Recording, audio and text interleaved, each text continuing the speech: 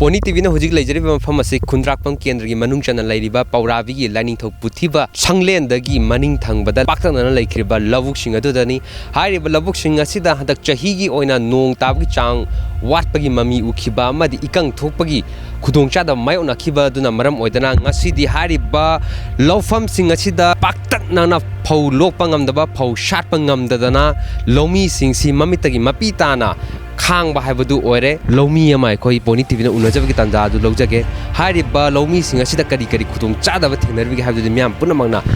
khoi lomi singdagi taminase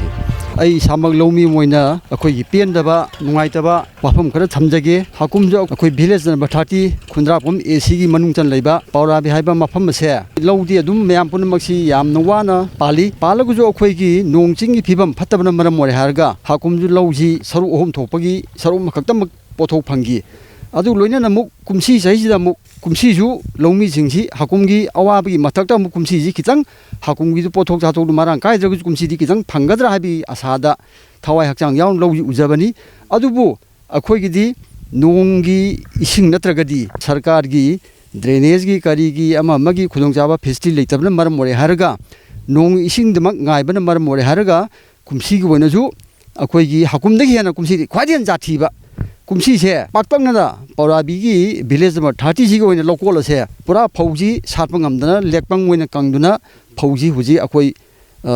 loinmak akhoi huji Paurabi digi single mon ma phaugi puthonge macha kaim leitre potho hai lomi puthoga mayapun himminda gujuribani adubu lomi na potsi puthokta bataragadi mayapun mak loi wamin ruguribani si mathakta mu akhoi lekai khwadian khudong cha khwai awaba haibu face tawdoribani akhoi sarkar na su akhoi drainage system da ko tawbe aba kaino haibadu tawbiraga underground water boiro tap water boiro akoi tawbe aba akoi facility khadang thambi ba tasingna pami mathangi sahidadi sumai sum tawba taragadi lomi amoina akoi low uba haibu tasingna akoi tanbam nauchale low unaba honabada akoi ni changiba paisa nungsa khoibe khotpagi phaudi nungti hargi karigi ising maising ching ising phaudu singai tana huji akoi adumati akoi di iril liver ju adumati lapi irindagi akoi ising loba taraga ju lapan maram ha kilometer ama makai gi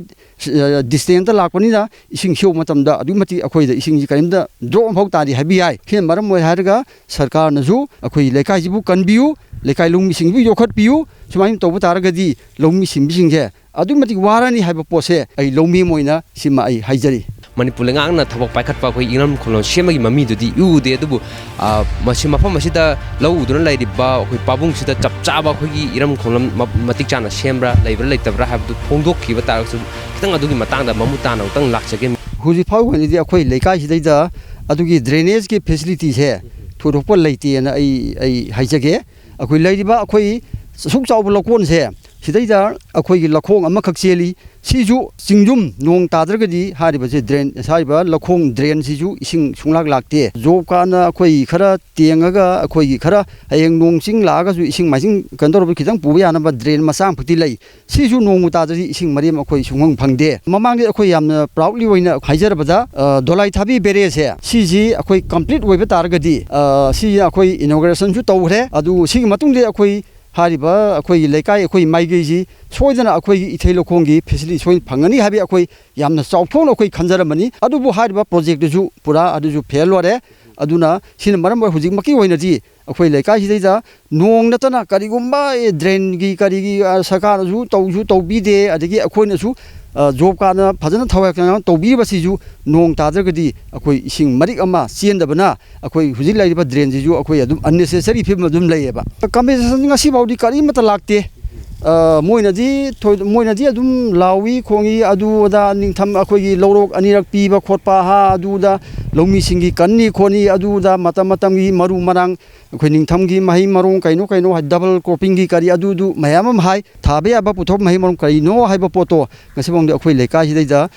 Paurabi gi nadi ngasibo akhoi karimda ngasibo akhoi phangba leitri na ai thamjage laingang na lupa kro kaya changba khoi dam mayam lamdam sida saba taraga su madugi kana badudi lomi singda maruina lomi singda ai tare low jari ba singda kana ba du phang habi wafam je ngasibo thoi paumi sina mafam tonga mafam singda chatlaga paulo matam da madugi kana ba phang habi ji yaw de lafom kya mang halaga shen lupa kro kaya thadaraga sakhiba dam singasi ꯀꯔꯤꯒꯤꯗꯃꯛ ꯁꯥꯈꯤꯕꯅꯣ ꯃꯤꯌꯥꯝꯒꯤ ꯌꯥꯏꯐꯅꯕ ꯁꯥꯔꯤꯕ꯭ꯔꯥ ꯅꯠꯇ꯭ꯔꯒꯅ ꯀꯅꯥꯒꯨꯝꯕ ꯀꯥꯡꯂꯨꯞ ꯈꯔꯒꯤ ꯅꯨꯡꯉꯥꯏꯅꯕ ꯑꯣꯏꯅ ꯑꯩꯈꯣꯏꯒꯤ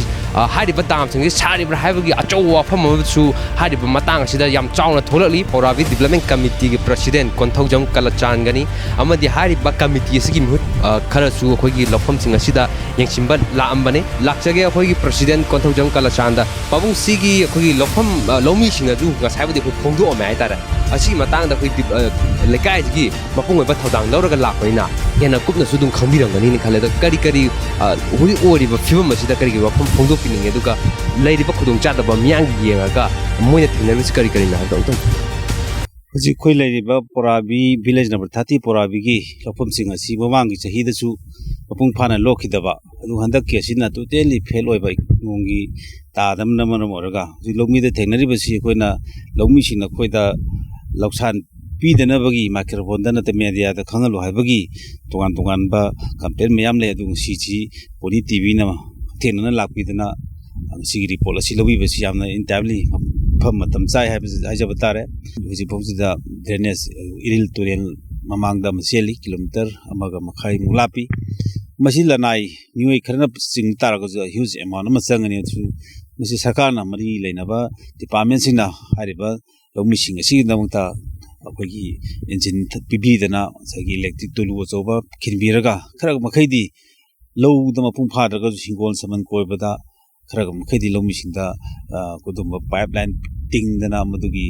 सरकारगी साइटगी तहनिंग अदुगा लौमिसिंदा वारिबदी हुजिसे ख्वाइदगी हेना लौ लोक्त्रबसु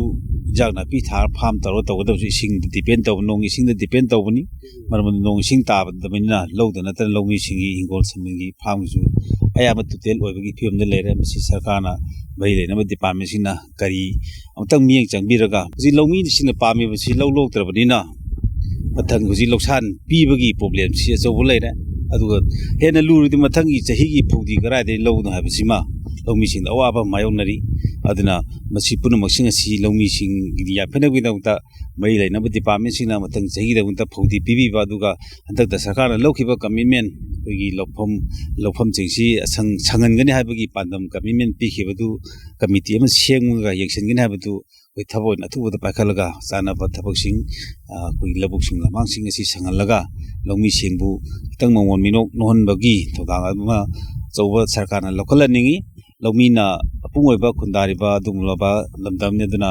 लौमी सिंगना याफरकांदा कोई लेरिबा ma'am पुनमक सरकार सुयावना याफदरबिना लौमी सिंगी अवाब सिंगसी खर मखैदी खितंग पुखलगा मेंखतपिरगा अवाब सिंग कोहनबिनबा सरकारना अथुमदन थबोन पाखलनिंगी मियामना पोंग चाउना हंगक्तिङैदा हारिबा दामसिंग असिना कोई लौमी सिंग अमदि मियामदा कानबा पिबा ओइनबगिदमक्ता कोई मरि लेनबसिन येंगछिलगा सेमजिन साजबिंगी थबादु पाखमिनमगी तंगाइ फदबा लैरे हाइबो फमजि थमजगोलन कैमरा पर्सन बिजोय सनागोलन पौदमजरी बनौरेम तनरंजन पोनी टीवी पौराबी।